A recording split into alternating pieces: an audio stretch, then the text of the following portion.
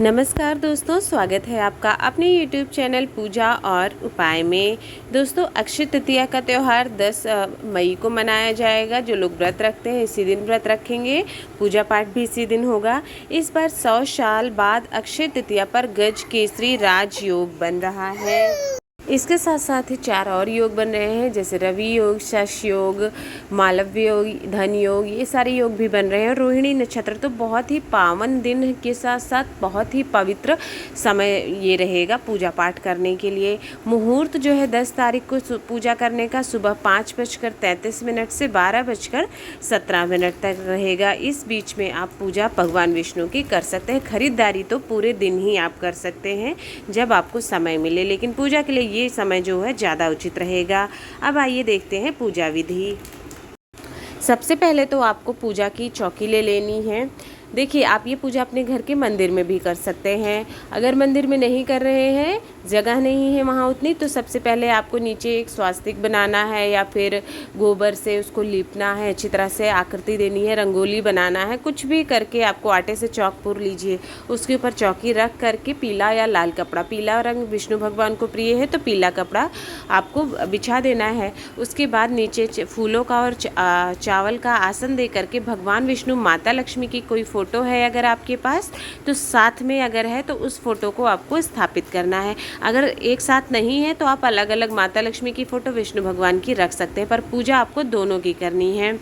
इसके बाद फूलों का आसन देकर गणेश भगवान को भी स्थापित कर दीजिए और विष्णु भगवान, माता लक्ष्मी की प्रिय चीज़ें जैसे कि शंख हो गया है, अष्टलक्ष्मी यंत्र हो गया है, श्री लक्ष्मी कौड़ी हो गई, कमल गट्टा, कछुआ, ये सब जो उनकी प्रिय चीज़ें हैं उन सबको भी हम साथ में रखते हैं क्योंकि उनकी भी हम पूजा करेंगे। इसके बाद सबसे महत्वपूर्ण होता है कलश पूजन।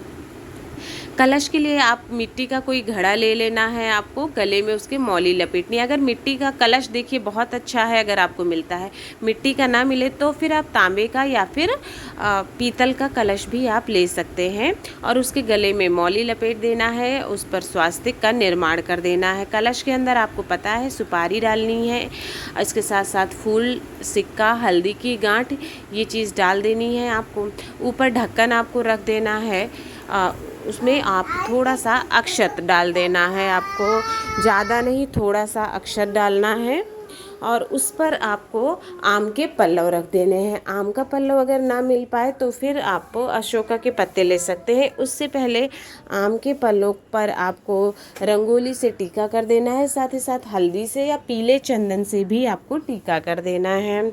आपने तैयार कर लिया, आपका कलश इस तरह से तैयार हो जाता है। अब आपको जो भी ऋतु फल होते हैं, मौसमी फल जैसे आम या खरबूजा, दो का ज़्यादा महत्व है तो दोनों में से कोई भी एक फल आप उस घड़े के ऊपर रख सकते हैं।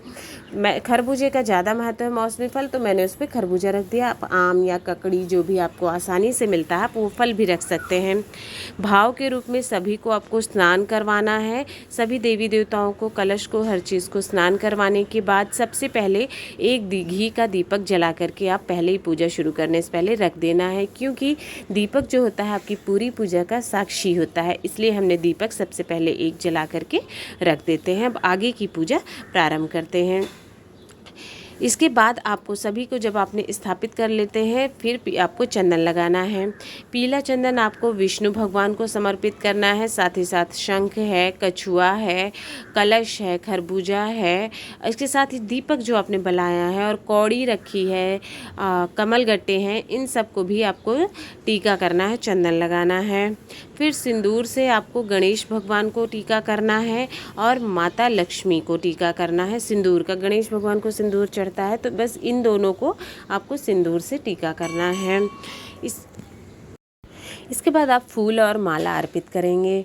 देखिए, फूल माला कैसे भी आप चढ़ा सकते हैं। विष्णु भगवान को पीले रंग के फूल प्रिय हैं तो आप उनको कोशिश करें पीले रंग के फूल चढ़ाएं।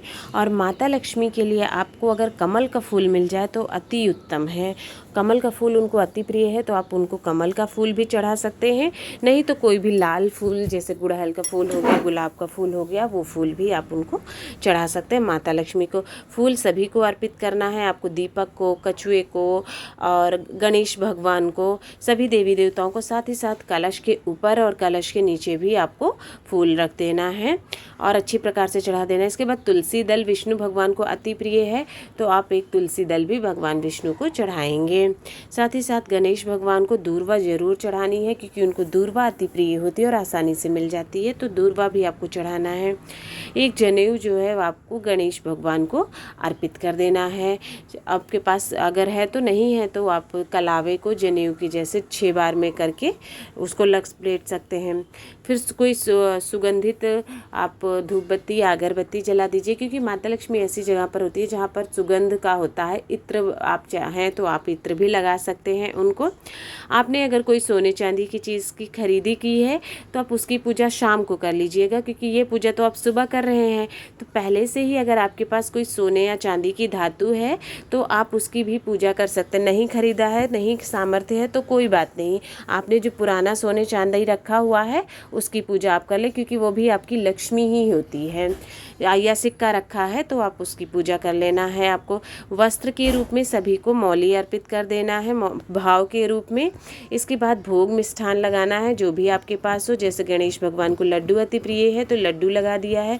ड्राई फ्रूट्स आपको चढ़ा देने हैं, काजू मखाने मेवे जो भी चढ़ा सकते हैं। साथ ही साथ आपको धनिया, खड़ी धनिया जो होती है माता लक्ष्मी की प्रिय है तो वो चढ़ाना है। और चने की दाल आपको, विष्णु भगवान माता लक्ष्मी दोनों को प्रिय होती है तो चने की दाल आपको इस दिन ज़रूर चढ़ानी है, क्योंकि चने की दाल जो होती है वो स्वर्ण के समान मानी जाती है।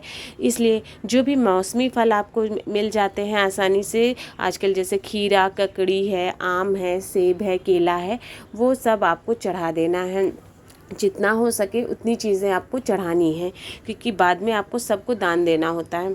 इसके बाद भोग पर आपको तुलसी पत्र डाल देना है, क्योंकि बिना तुलसी के भोग ग्रहण नहीं करते हैं भगवान विष्णु। तो इसलिए जो है आपने भोग और सभी को जल से घुमा करके आग्रह करना है कि भगवान भोग ग्रहण करने।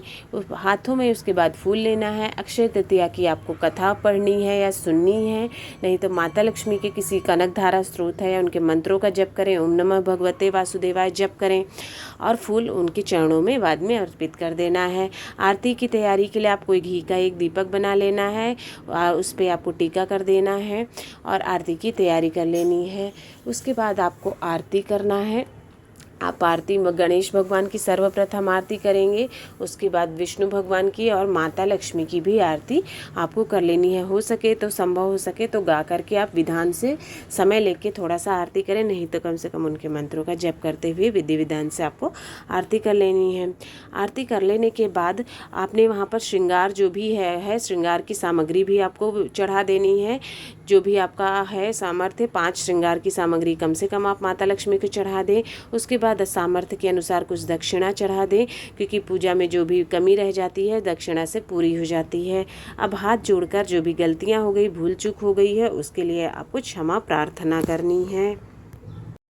दोस्तों इस तरह से अक्षय तृतीया की पूजा समाप्त होती है। बहुत ही आसानी से होने वाली पूजा आपको बताई है कैसे करना है। बाद में जो चीज़ें आपने चढ़ाई है, इस पर अक्षय तृतीया पर दान का विशेष महत्व है, तो ये चीज़ें आपके किसी को दान कर सकते। जैसे घड़ा है, उसके ऊपर जो चावल आपने रखा है उसमें थोड़ा और चावल मिला लीजिए। दाल जो आपने रखी है थोड़ा सा और दाल मिला करके ये सारी चीज़ें आपको दान कर देनी है। किसी ब्राह्मण को या किसी गरीब व्यक्ति को दान कर देना है। सुहाग की सामग्री थोड़ा कोई सामान आप खुद भी यूज़ कर सकती हैं, बाकी का सामान आप जो है किसी को दान कर दें सुहागन स्त्री को, तो बहुत भला होता है, बहुत पुण्य का काम माना जाता है। तो इस तरह से जो भी मौसमी फल, ऋतु फल आपने चढ़ाए हैं, कुछ आप भोग में के लिए अपने लिए रख लीजिए, बाकी क्या सभी आपको दान कर देना है। इसका आपको विशेष ध्यान रखना है। तो दोस्तों ये है अक्षय तृतीया के दिन आपको पूजा कैसे करनी है, दान क्या करना है, क्या है और कैसे करना है, संपूर्ण जानकारी दी है। और इस दिन आप सुबह की पूजा का मुहूर्त भी आपको बता दिया है। सुबह आपको ये पूजा करनी है। और सोना चांदी जो अगर आप जैसे बाद में खरीदेंगे उसी दिन, तो वो पूजा आप शाम को कर सकते हैं। धनतेरस की तरह ये त्यौहार पूरा होता है, तो शाम को भी ये पूजा आप कर सकते हैं, ठीक है। और अगर आपको वीडियो पसंद आया हो तो वीडियो को लाइक करें, शेयर करें, चैनल सब्सक्राइब करें, कमेंट बॉक्स में ओम नमो भगवते वासुदेवाय ज़रूर लिखें। आप सभी को अक्षय तृतीया की बहुत बहुत शुभकामनाएं। भगवान विष्णु, माता लक्ष्मी की कृपा आप पर, आपके परिवार पर सदैव बनी रहे। श्री शिवाय नमस्तुभ्यम। ओम नमो भगवते वासुदेवाय। हर हर महादेव।